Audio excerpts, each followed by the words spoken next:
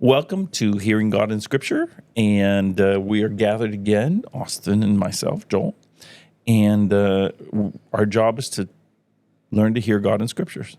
It's pretty straightforward, and it's a fascinating process, and we're going to talk about some stuff because you just talked about that you're reading the crucifixion in John. Yes, and I'm struggling again with it just being a story and not getting something from it other than this is what happened. So gonna read it again. So that it's going to address, because I'm reading in Acts. I'm reading in several places, but Acts is one of them, and it's this story. It's a story. So and honestly, it's an interesting point because I've always been sort of story oriented. Some people go to Paul's epistles, and I like those.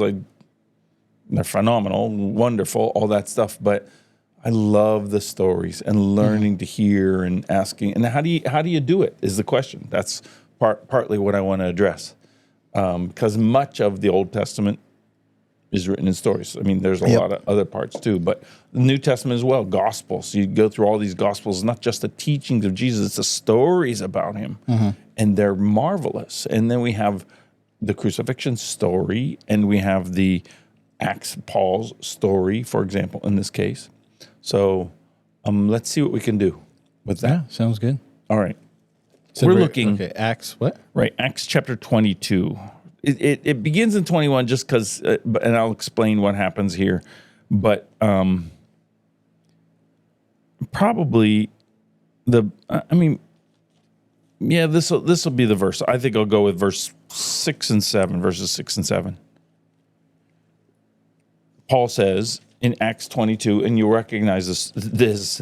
He says, okay. Acts 22, verses 6 and 7. All right, 22, 6 and 7? Yeah. Okay. And to tell the truth, I haven't finished reading this. I've broken it into a couple parts so far. But it's phenomenal at the moment. And we can, well, you'll see what we do. All right, sounds good. 6 and 7. So it says, as I was on my way and drew near to Damascus, you know the story already, don't you? About noon, a great light from heaven suddenly shone around me, and I fell to the ground and heard a voice saying to me, Saul, Saul, why are you persecuting me? Yes, famous passage. Very familiar passage, except that we hear it in other places often. But now let's talk about context of Acts 22. Okay. Because this is not the story of when that happened. Acts, he's telling it. Oh, okay. It's the actual one is, I think, in Acts chapter 8 back here. Oh, because, the title, that they threw in says Paul speaks to the crowd. So he's actually speaking to people. But chapter 9 is really Acts 9 is the story of what he's saying here. Oh, okay. Cool. And you're saying, okay, what do I do with that?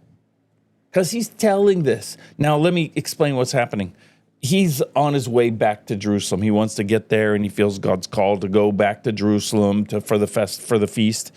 And he's on his way from Ephesus all the way through these towns. Stops at Tyre. I think we talked about that a little bit, you and I. That he gathers together with the church there, and he finds them, and then he goes down to eventually Caesarea and meets there with some people, and then goes to Philip's house. Really fascinating story. Philip. And it says one of the 7, which we'll leave it alone because it's loaded.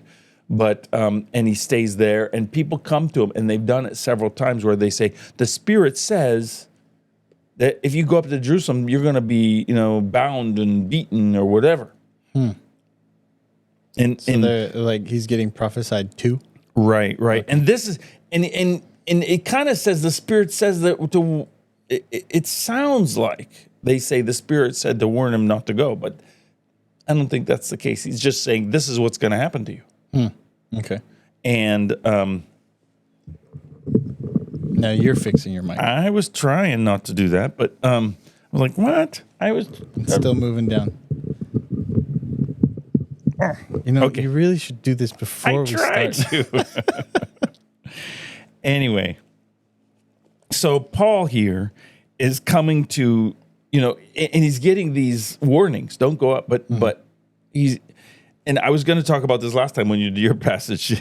When you did your passage, it says, verse 13 of 21 says, "Then Paul answered, 'What are you doing, weeping and breaking my heart? For I am ready not only to be imprisoned, but even to die in Jerusalem for the name of the Lord Jesus.'" We could sit there for a while. Yeah. Yeah. But it relates. It's important to read it now because it relates, because now we move on. He goes up to Jerusalem. He meets with the elders and the apostles and James, kind of the leader. That's the brother of Jesus. And they say, "Hey, we heard it's great stuff that you're doing. And people are thinking that you're, ignored the law. And so we want you to go and get righteous in the temple and pay for these other people who are doing the same thing and go into the temple." So he does it. Okay. And then he goes into the temple, and here's where the story comes, because he goes into the temple at the end of chapter 21, and somebody grabs him. These people grab him because they think he's brought a Gentile into the temple with him, where they're not supposed to go. And they think he's defiling the temple. It isn't true, but that's what they think. So they grab him and they're beating him, and the whole crowd is worked up over this. I mean, the whole city is worked up. That's what it says. And they're beating him so much that there's a riot, and the soldiers hear about it. The centurion hears about it. He grabs a bunch of soldiers. They run down to quell it, and they grab Paul, because he's obviously the center of this thing. And they grab him and arrest him and chain him. Just like, and they carry him through the crowd because the crowd is so worked up.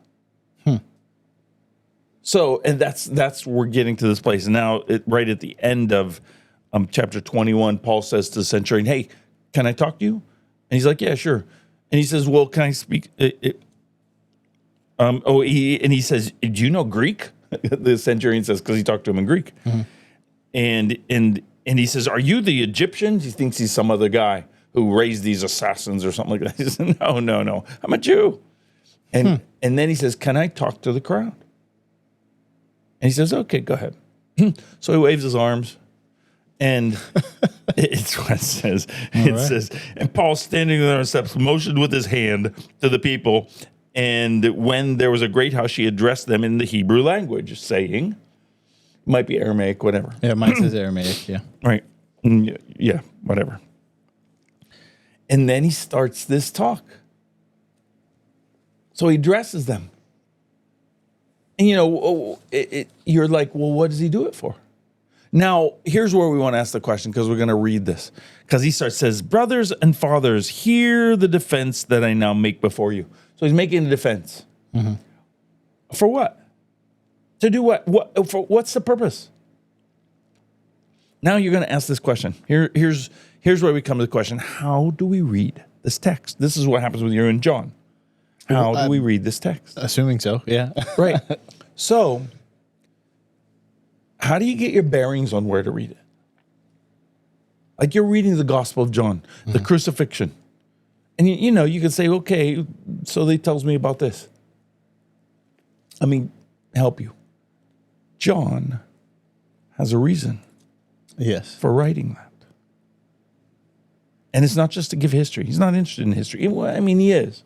But he's interested in something beyond history. Yeah, so that's what I'm trying to figure out is what is he saying? Right. And here, Luke is not interested in writing history in the same way. I mean, yeah, he is, but he's focused. His hero is Paul, clearly. And we talked about Luke at some point including himself, right? So is Luke with him at this? He is, matter of fact. In fact, it says, for example, 21, verse 17, when we had come to Jerusalem, so we. Yep. Okay, so he's with him. So he's up in Jerusalem with him. Got it. Right? Which is, I guess, I was just looking for some context to. Right. So why does Luke choose, remember he chooses, now this is a pretty big event, but still, he chooses to write this about Paul to someone. So I know Paul's letters are to churches. Right. So is Luke. Who's Luke writing to? Okay. So we just take a little sideline, go back to chapter 1. Okay. Where we read, in the first book, O Theophilus. So I have dealt with all that Jesus began to do and teach until the day when he was taken up, after he had given commands through the Holy Spirit to the apostles whom he had chosen.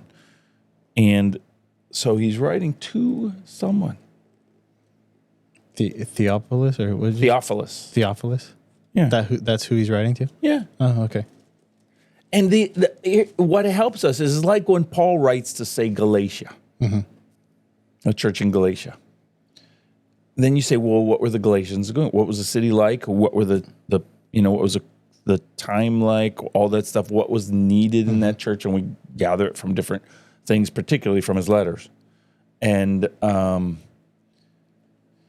you ask those questions.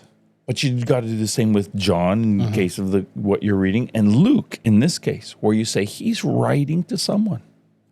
Because I always forget, right? It's yes, the Bible's for us, but it wasn't written to me. To us, not directly. I mean, but not written directly for us, but not directly to us. Yeah, right. And that helps you because what it does is it gets you a handle on what we know about these other people. I just talked to my class about the difference between Kings and Samuel, Kings and Chronicles.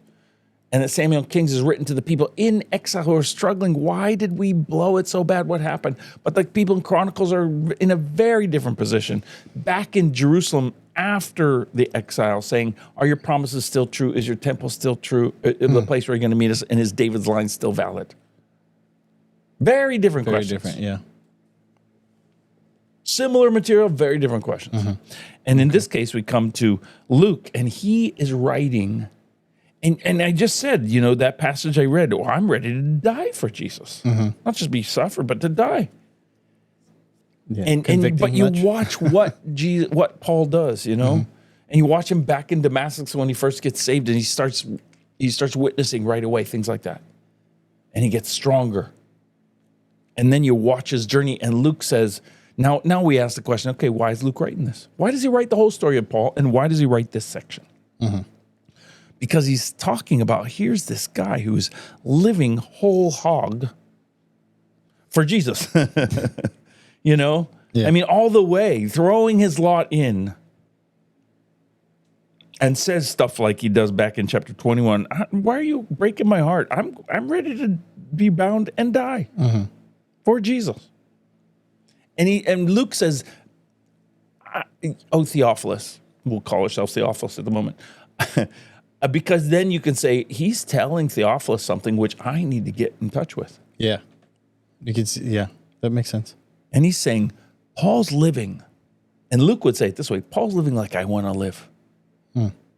He's in love with Jesus, focused totally on Jesus, and nothing for himself. And see, Jesus is the one. Here is a believer who is living fully for Jesus. Look what he does. Learn what he does. Learn to do what he does. So what does he do here? He's bound and beaten, or he's beaten by this crowd and taken, and then the soldiers rescue him, and he's bound. He asks to go back and talk to him. Let me give you my defense. And what is his defense? He says, I'm a Jew born in Tarsus in Cilicia. It's a very different Greek word, by the way. But brought up in this city and educated at the feet of Gamaliel. According to the strict manner of the law of our fathers, being zealous for God, as all of you are to this day. See, and he goes on, I persecuted the way. He's talking about Jesus. They know what it is.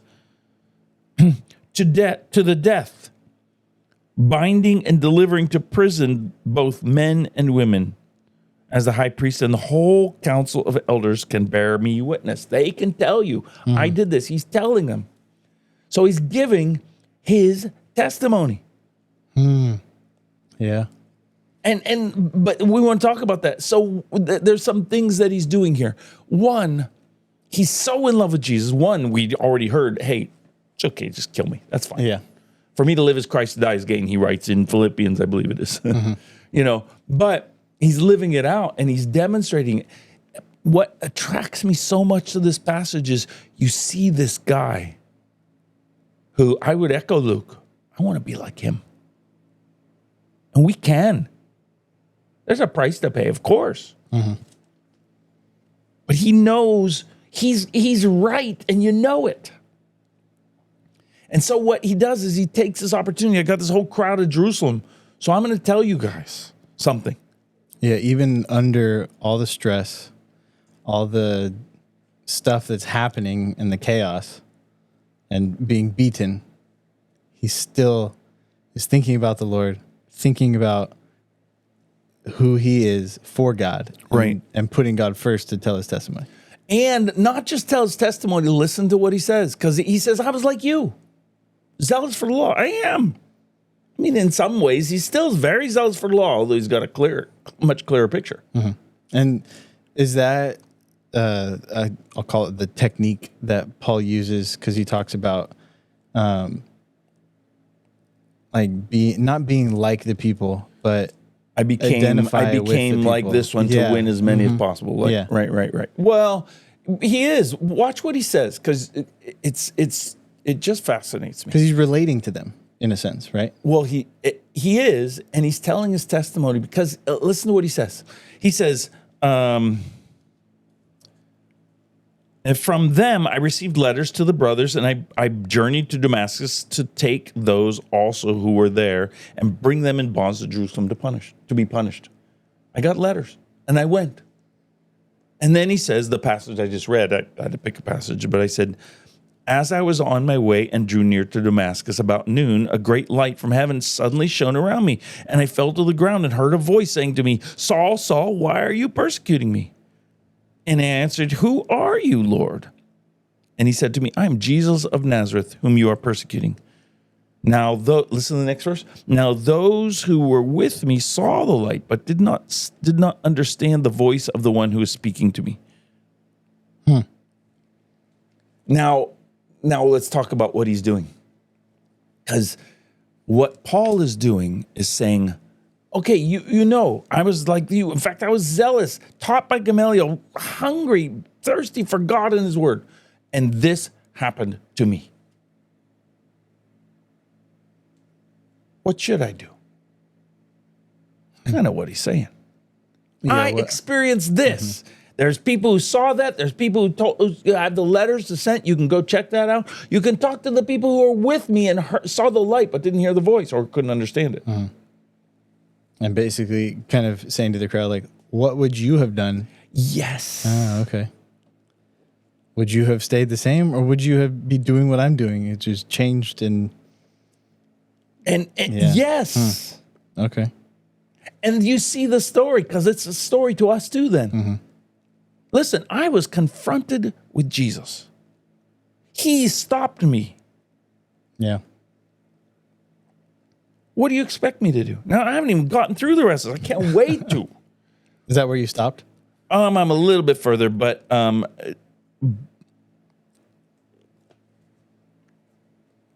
like, you know, and then Jesus says, you know, what he should do. But Jesus introduces himself and says, this is me, you're persecuting. And he's telling the crowd about this. Telling the crowd about his encounter with Jesus. Yeah. And a lot of them are going to hate him and want to kill him, which we'll see demonstrated later. And yet, he's, one, being a witness. He's all about Jesus. Two, he's telling his story, which has witness. You know, this guy can prove it. This guy can prove it. And he says, now, this is what happened to me. What would you do? Are you saying I shouldn't? I'm zealous for the law. This is still Christianity. This is a Messiah we're talking about. Yeah. But he came and nailed me. I didn't really have a choice. Well, I mean, of course I did, but I'm doing the right thing with what was happened to me. What would you do? And what are you going to do? Not just what would you do if this happened to you, but it happened to me. What are you going to do about that? How are you going to respond? Do you see what Paul is all about? And Luke is writing for that purpose. Theophilus, listen to what he did. When he had the opportunity, he took it. But he told him his story, and he was honest in saying, how can I be different than I am? If I'm right, this is what I do. Yeah. That's just, because I want to be like that. Yeah. And too often I'm not right. I take easier outs, and I'm like, I don't, you know, okay, I don't really want to go that far. No, that's not right. Paul is right. That's why Luke is saying that's the way. He's doing it well. Perfect? No, nobody's perfect except Jesus. But really, he's sold really out good, and walking with Christ, right? Well, and he even, as an example to us, admits he's not perfect. Of course, but he's demonstrating the true walk with Christ and the power of that true walk, and that it does things like lay down his own life. And then he says, this is what happened to me. What should I do? And if that happened to me, and I'm telling you, and there's witnesses about it, what are you going to do? So it raises the very dangerous question, which Luke is addressing Theophilus, which I will now address you as Theophilus. My new name. Right. What are you going to do? If that happened to Paul,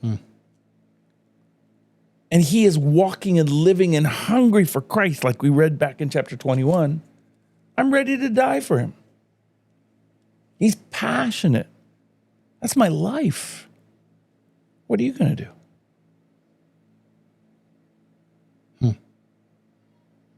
Yeah, it's heavy. And when you get back to your John, you start asking the question, why is John writing this? Yeah. Why does he tell this part? Why does he tell about those things? What is he saying? Because he's pointing to something. He's pointing to something, yeah. Right? And Luke is pointing, Theophilus, to Paul's passion for Jesus. And that Jesus interrupted him. And I submit, Jesus interrupts us. Yeah. It's just a question of how we respond to him. And are we open? Yeah. Are we open to responding? Yeah. Or we can be like Pharaoh and harden our hearts. Yep. He's reading Exodus as well. Yeah. Sin by hardening our hearts. Yeah. Oh, yeah. That's. And that's exactly what these guys are faced with now. Are you going to soften your heart and just be real? Or are you going to harden it? And no wonder hardened heart people get angry. Yeah. They don't want to do. What else are they supposed to do? Oliver just didn't want to come to you, no, or not touch the thing, or but yeah, he wants to do something. You say no, and then he freaks out. Right? Yeah. Don't we all? He's just less in control and can't hide it as much. Exactly. We as adults learn to hide it. Yeah. He just wears his emotion on his sleeve or his face. Right. Right. Or my sleeve. Or us. Right. We end up wearing his emotions. Right. But that's the picture where we can respond like that, or we can soften our hearts. Yeah, it's kind of giving you a choice. I'd never seen something like that way. Yeah. In the scriptures. Right, it's right. Like, okay. So yeah, hopefully I can see John, I think it's John 20. Yeah. A little differently tomorrow. Right. And no hurries. You're not in a hurry to get through this. I'm doing a lot of other things this week. I have to get grades in today, but I'm reading and God is talking. God is talking. And I want to be like Paul. Oh, Theophilus. Good? Yeah, that was good. Good discussion. Great to see you. Thank you all for joining us on this episode, and we will see you on the next one. Take care.